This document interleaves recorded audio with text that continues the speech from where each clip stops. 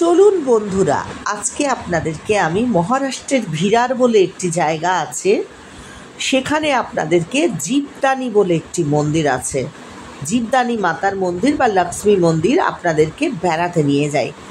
এই শীতের দিনে সকাল সকাল আপনারা বেরিয়ে পড়বেন, চলুন আমার সাথে জীবদানী মায়ের মন্দির। এটা কোথায়? ভিরার স্টেশন, মহারাষ্ট্রের খুব উল্লেখযোগ্য একটি স্টেশন আছে ভিরার। সেই ভিরা স্টেশন থেকে অটোওয়ালা দাদাদের বললেই আপনাদেরকে জীবদানী মন্দিরে নিয়ে চলে আসবে। আমি এরকম আমার প্রতিবেশিনীর সাথে বেরিয়ে পড়েছিলাম এমন একটা দিন, শীতকাল, বেড়াতে তো কার না ভালো লাগে, আমাদের তো শীত পড়লেই মন ঘুরু ঘুরু হয়ে ওঠে। যাই হোক, আমরা জীবদানী মন্দিরের একেবারেই সামনে চলে এসেছি। এই দেখুন, এখানে দুরকমভাবে আপনি পাহাড়ের ওপরে একেবারে জীবদানী মন্দিরটা, এটা হচ্ছে যারা পায়ে হেঁটে সিঁড়ি দিয়ে ওপরে উঠবে তাদের জন্যে এটা প্রবেশ পথ। তারপরে মাথায় একেবারে চূড়ায় পাহাড়ের সেখানেই মায়ের মন্দির অবস্থিত। দেখুন এই পুচকেটা, এর নাম মাহি, এর বাবা মা আমরা সকলে মিলে চলে এসেছিলাম এই জীবদানী মন্দিরে। মাহি কিন্তু খুব দুষ্টু বাচ্চা। এইটা হচ্ছে জীবদানী মায়ের মন্দিরের প্রসাদের ঘর। আপনাদেরকে পরে আমি নিশ্চয়ই আনবো প্রসাদের ঘরে বেড়াতে, কিভাবে এখানে প্রসাদ দেওয়া হয়। আমরা এখন চলুন অবশ্যই যাত্রা শুরু করি জীবদানী মায়ের উদ্দেশ্যে। আমরা কিন্তু পায়ে হেঁটে উঠবো না, কারণ এখানে পায়ে হেঁটে উঠতে প্রায় 1500 সিঁড়ি আপনাকে কভার করতে হবে। 1500 সিঁড়ি ভাঙার মতো পরিস্থিতি সবার থাকে না, যার ফলে মহারাষ্ট্র সরকার থেকে কিন্তু এখানে একটা লিফট টাইপের ট্রেনের ব্যবস্থা করা হয়েছে। আমরা দাঁড়িয়ে পড়েছিলাম লাইনে টিকিট কাটবার জন্যে। অনলাইনেও আপনি টিকিট কাটতে পারেন, অথবা আপনি ক্যাশ টাকাতেও টিকিট কাটতে পারেন। যাই হোক, আমরা অনলাইনে টিকিট কেটে এবার সিঁড়ি দিয়ে ওপর দিকে একটু উঠছি, যেখানে এই ট্রেনগুলো দাঁড়িয়ে রয়েছে। সেখানে আপনার ওই 7-8 মিনিট লাগে, একেবারে মন্দিরের সামনে নিয়ে যাবে। এই যে দেখুন দূরে সবুজ রঙের যেটা দেখালাম, এইখানেই লাইনগুলো পাতা আছে, সেই লাইনের মধ্যে দিয়ে ট্রেনগুলো চলে যায়। অনেকগুলো করে সিট রয়েছে, প্রায় 50 জন মতো যাত্রী নিয়ে কিন্তু একটা সিটে এনারা পৌঁছে দেবে আপনাকে জীবদানী মায়ের মন্দিরে। কিন্তু আপনাকে একটু অপেক্ষা করতে হবে, একটা ট্রেন আপনাকে ওপরে নিয়ে যাবে আর একটা নামায়, দুটো লাইন এখানে চলে। আমরা সবাই দাঁড়িয়ে রয়েছি কখন ট্রেনটা আসবে বলে পরপর লাইনে। যাই হোক, প্রচুর দর্শনার্থীদের ভিড় হয়, বিশেষ করে শুক্রবার কিন্তু মারাত্মক ভীষণ ভিড় হয়। দেখুন আমরা পরপর কিন্তু লাইন দিয়ে এগিয়ে চলেছি ওই ট্রেনটার উদ্দেশ্যে, পরপর নামছি যে কোন সিটটা নিলে আমাদের ভালো লাগবে। অবশেষে আমরা এইটার মধ্যেই, এই সিটটাতেই বসে পড়লাম। অনেক বড়, প্রায় 4টে রো আছে এখানে বসবার মতো সিট। বললাম 30-40 জন তো হামেশাই এখানে ধরে যাবে। আমরা সবাই বসেছিলাম, একটু ফাঁকা ফাঁকাও ছিল। এই যে বসে পড়ে একটু ছবি তুলতে লাগলাম, বেশ ভালো লাগছে। একদম নতুন অভিজ্ঞতা আমার জীবনে, যে এইরকম একটা ট্রেনের মধ্যে দিয়ে বা লিফট যাই বলি না কেন আমরা, তার মাধ্যমে একেবারে অত ওপরে, প্রচুর সমুদ্রপৃষ্ঠ থেকে প্রায় 3500 কিলোমিটার ওপরে হচ্ছে এই মন্দিরটা। ভীষণ সৌন্দর্যে ভরা। মহারাষ্ট্রে এসে একটা জিনিস দেখলাম, এত প্রাকৃতিক সৌন্দর্য, বাপরে বাপ, জীবন সার্থক যে না মহারাষ্ট্রে এসে। সত্যি কথা, পাহাড়ে, সমুদ্র, মন্দির, আর এখানকার বেশিরভাগ মন্দিরই কিন্তু পাহাড়ের ওপরেই। আমি আগেও একটা মন্দিরে গেছি, সেই ভিডিও আপনাদের পরে আনছি। এই দেখুন, বলতে বলতে মন্দির থেকে কিন্তু একটা ট্রেন নিচে নামতে শুরু করেছে উল্টো দিকে। আমরা বসে আছি দর্শনার্থী, প্রচুর মানুষ গেছেন। দেখুন পরপর পরপর ট্রেন থেকে নামানোর পরও লিফট দিয়ে আপনাকে কিন্তু একেবারে মন্দিরে যেখানে মায়ের মূর্তি অবস্থান করছে সেখানে আপনাদেরকে নিয়ে যাওয়া হবে। এই লিফটটাতে আমরা উঠলাম, অনেকটা ওপর। বন্ধুরা বিশ্বাস করবেন না, নিচ থেকে এত মানে ছোট ছোট ছোট ছোট সব লাগছে, 3-4 হাজার ফিট ওপরে। তো প্রচুর পরিমাণে মানে ঠান্ডা বাতাস বইছিল, কনকনে শীত, আর পুরো মেঘের রাজ্যে যেন আমরা চলে এসেছিলাম। পাহাড়ের কোলে এমন সুন্দর প্রাকৃতিক সৌন্দর্য, জীবন যেন সার্থক।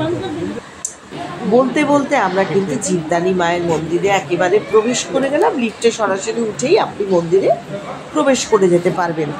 সকলে লাইন দিয়ে দাঁড়িয়ে আছি। মন্দির 12টার পরে বন্ধ করে দেওয়া হয়, আমরা 12টার মধ্যেই ঢুকে গিয়েছিলাম। এখানে ভেতরে ভিডিও করা বারণ, তবুও আমি যতটা পেরেছি করেছি। ওই যে হলুদ ফুল দিয়ে সাজানো, ওইটাই হচ্ছে মায়ের মূল মন্দির। দেখুন মন্দিরটা চারপাশটা মানে গম্বুজের মতো রয়েছে। এই যে মা জীবদানীকে দেখালাম আপনাদেরকে যতটা পারলাম, মন্দিরে ভিডিও করা নিষেধ। খুব সুন্দর গম্বুজ আকার এখানে মন্দিরের আকৃতিটা। আর এখানে রয়েছে বাঘ বাবাজি বসে, এখানে জয় মাতাজির মন্দির রয়েছে। এর ওপর দিকে অনেকগুলো মন্দির রয়েছে, কৃষ্ণের মন্দির রয়েছে।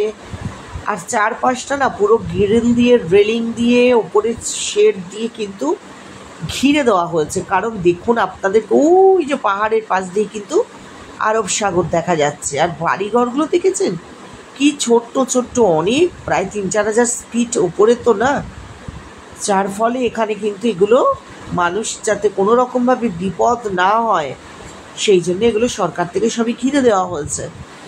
আর মন্দিরের ভেতরে ঘুরে বেড়াচ্ছিলাম, বেশ লাগছিল। এই জায়গাটা দেখুন, চোখ মন শরীর সব যেন সুস্থ হয়ে যাবে। এখানে অনেক ধরনের ঠাকুরেরই কিন্তু ছোট ছোট করে মন্দির করা রয়েছে, যেরকম পাহাড়ি অঞ্চলে মন্দিরগুলো হয় সেরকমই। আমরাও চললাম, বিভিন্ন মন্দির এখানে রয়েছে, সেই মন্দিরগুলো বিভিন্ন ঠাকুরের দর্শন পেতে গেলাম।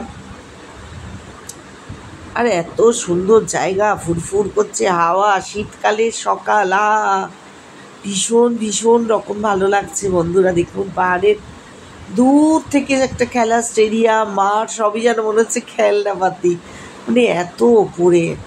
তারপরে আমরা এখানে দেখেছে নেট দিয়ে কীভাবে ঘিরে দিয়েছে যাতে কোনো রকমভাবে দুর্ঘটনা না ঘটতে পারে দর্শনার্থীদের মধ্যে। এখানে একটা কৃষ্ণের মন্দির রয়েছে, সবাই এখানে ঘুরছে, আমিও একটু ঘুরলাম, ভালো লাগছে। সবাই এখানেও পুজো দিচ্ছে। একটি ছোটো গাছে তলাতে এখানে মায়ের মূর্তি রাখা রয়েছে, সেখানে সব দর্শনার্থীরা পুজো দিচ্ছে ঠাকুরকে। যাই হোক, মনটা তো ভালো হয়ে যায় না, ভগবানের কাছে গেলে মানুষ সব থেকে বেশি খুশি হয় এবং আনন্দ পায়। দেখুন এই জায়গাগুলো সবটাই কিন্তু নেট দিয়ে ঘিরে দিয়েছে যাতে বিপদ মানুষের না আসে। আমার প্রতিবেশী নিয়ে তার বাচ্চা, তার বর, দেওর সকলেই ভগবানের পুজো করছে, বেশ ভালো লাগছে এরকমভাবে। আসলে এক একটা রাজ্যে এক এক টাইপের পুজো দেওয়ার সিস্টেম থাকে। আমিও একটু ভগবানকে পরিদর্শন করলাম, ঘুরলাম, ভালো লাগছিল মনটা বেশ, মানে অন্য রকম একটা জায়গায় এসেছি, অন্য রকম পরিবেশ, যে কি ভালো লাগছিল সে বলে বোঝাতে পারবো না।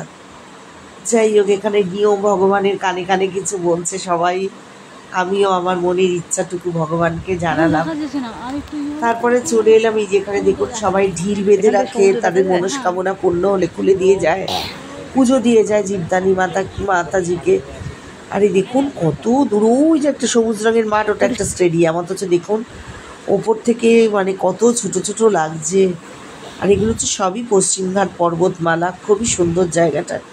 আর এই যে মন্দিরটার এটা উপর দিকটা আমি যতটা পেরেছি ভিডিও করার চেষ্টা করেছি। তবে এখানে বর্ষাকালে কিন্তু প্রকৃতির রূপ পুরো অন্য রকম থাকে। আমরা শীতে এলাম, বর্ষাকালেও প্রাকৃতিক সৌন্দর্য, পাহাড়ের সৌন্দর্য তো অন্য একটা রূপ ধারণ করে, সে তো আপনারা যারা পাহাড়ে ঘুরে বেড়ান তারা জানেনই। আমিও চলে এলাম, বিভিন্ন অ্যাঙ্গেল থেকে দেখার চেষ্টা করছিলাম যে প্রকৃতির যে এত রূপ, এত সৌন্দর্য, সে মানে বলে আর ভাষা হারা হয়ে গিয়েছিলাম। এবার নিচ থেকে যে মনে হচ্ছিল পাহাড়গুলো পুরো মেঘ দিয়ে যেন জড়িয়ে রেখেছে প্রতিটা পাহাড়ের কোনা কোনা, মেঘের রাজ্য শিলংয়ের মতো লাগছিল দেখে যেন। যাই হোক, ভারতবর্ষ তো একটাই দেশ, তার তো নানান রূপ, নানান বৈচিত্র্য, এবং একটা জায়গার সাথে একটা জায়গার মিল তো থাকেই। আমরা ভগবান দর্শন করে দেখুন ওই ট্রেনটা দিয়ে এবার আমরা নিচের দিকে নামছিলাম। ওঠার সময় ভিডিওটা করতে পারিনি, এবার নামার সময় দেখুন আমি একেবারেই মানে এই ট্রেনটার সামনের অঞ্চলটায় বসেছিলাম, যার ফলে দেখুন এবার ভিডিও করেছিলাম যে কিভাবে কতটা খাড়া, কিভাবে নামছে ট্রেনটা নিচের দিকে। এখানে বয়স্ক মানুষেরা গেলেও তাদের কোনো কষ্ট হবে না, কারণ তারা এই লিফটের মাধ্যমে বা এই ট্রেনের মাধ্যমে এত উঁচু পাহাড়ে অনায়াসেই আপনি যাতায়াত করতে পারবেন। আর এই ট্রেন ভাড়াটা হচ্ছে 250 টাকা করে, প্রতি জনপ্রতি 250 টাকা দিলে আপনি আসা এবং যাওয়া দুটোই কিন্তু কভার করতে পারবেন। দেখুন কি সুন্দর না জায়গাটা, আর কি খাড়াই রাস্তা বোঝাই যাচ্ছে। আমরা ওপর থেকে নেমে পড়লাম ট্রেনে, নেমে আমরা বের ভজনালয় বা প্রসাদ কক্ষে চলে এলাম। এখানে 12টা থেকে 3টে অবধি কিন্তু প্রসাদ দেওয়া হয়। এই যে সিস্টেম দেখেছেন কি সুন্দর চকচক করছে, পরিষ্কার পরিচ্ছন্ন সব খাবার আয়োজন ভোজনালয়ে। 12 টাকা করে মাথা পিছু কিন্তু আপনাকে টিকিট কাটতে হবে, কেটে আপনি সোজা এই ভোজনালয়ের কক্ষে প্রবেশ করতে পারবেন। এখানে আচার দেওয়া রয়েছে, ভাতের থালা, জল সবই যারা দিচ্ছেন তারা সব সাজিয়ে দিয়ে গেল। এইবার আমাদের কিন্তু খাবারের প্রস্তুতি শুরু হয়ে গেছে। আমরা নিজেরা একটু গল্প করছিলাম। এত বড় একটা ভোজনালয়, এত বড় একটা কক্ষ, কয়েক হাজার মানুষ এখানে বসে কিন্তু খেতে পারবে না, এত বড়।